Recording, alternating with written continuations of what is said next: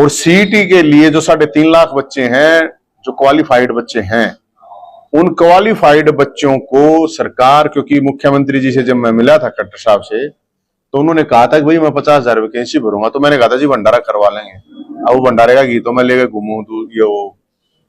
अब एक सैनी साहब को भी ऑफर आपके पास कभी आए तो आप उनसे जरूर पूछना कि 50,000 भर्ती करते हैं, वो भंडारे का ऑफर उनके लिए भी है। और अगर भर्ती नहीं कर पाते हैं तो वो वेल क्वालिफाइड बच्चे हैं सीईटी जिन्होंने क्वालिफाई किया है।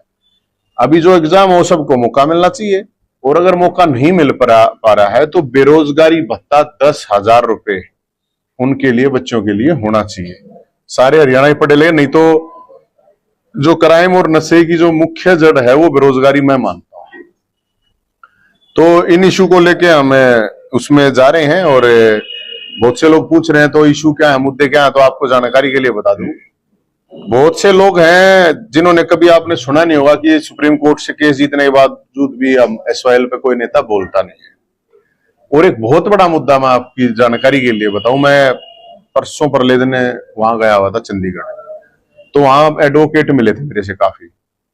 तो वो बोले कि भाई बहुत बड़ा एक इशू है, करीब 4 लाख से भी ज्यादा केस हाई कोर्ट में है और मर ही जाएंगे लोग, लेकिन न्याय नहीं मिल पाएगा, इतनी पेंडेंसी इतनी है। तो हरियाणा के लिए मैं मांग करता हूं सरकारों से, पार्टियों से, अपने मैनिफेस्टो में भी डालें कि अलग हाई कोर्ट और अलग राजधानी हरियाणा की होनी चाहिए। अब उसमें कुछ लोग फिर ये कहेंगे नहीं वो ही ठीक है, वो ही ठीक है। तो मैं जानकारी के लिए बता देता हूँ, बहुत से लोगों को चंडीगढ़ जाने के लिए जिस दिन तारीख एक दिन पहले जाना पड़ता है, शायद सिरसा वालों को भी मेरे ख्याल में कई घंटे लगते होंगे चंडीगढ़ जाने में। तो अलग हाई कोर्ट और अलग राजधानी। वो क्यों?